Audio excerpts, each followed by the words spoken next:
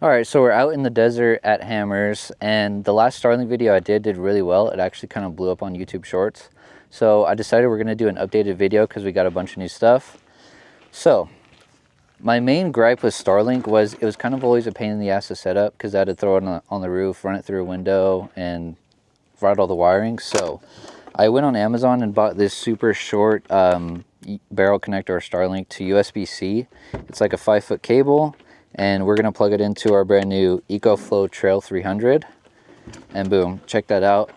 If you're camped under trees or under an awning or anything, or it's raining, I go throw this out in the middle of anywhere and I don't have to worry about it. This will power it for probably a week. So I thought this was super sick. I do still have the longer cable, so I'm going to show you how on road trips and stuff, or even if you're just camped in the desert, how we route it on the roof. All right, but before we do that, let's talk about Starlink mini mounts, because if you're going to run it on the roof, off-road or on-road, I hated how every single Starlink mount is made out of some sort of shitty plastic. Like, I'm sure it'll be fine long-term, but this mount is made by BUJ. I found it on Amazon. None of this is sponsored, by the way.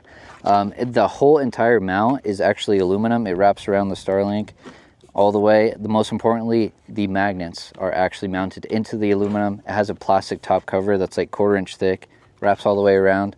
I feel way better about this, so let's get it on the roof.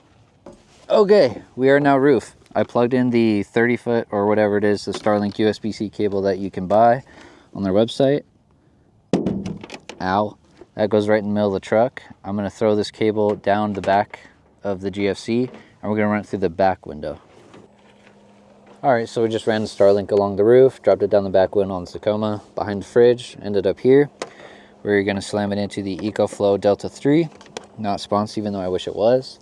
So this is how the setup works if you want to leave Starlink up there for a while, if at camp or mobbing down dirt roads. But the unfortunate thing about Starlink is you can't really use Starlink Wi-Fi and CarPlay at the same time. So like on long road trips, I probably won't have it up there just because I can't even use it.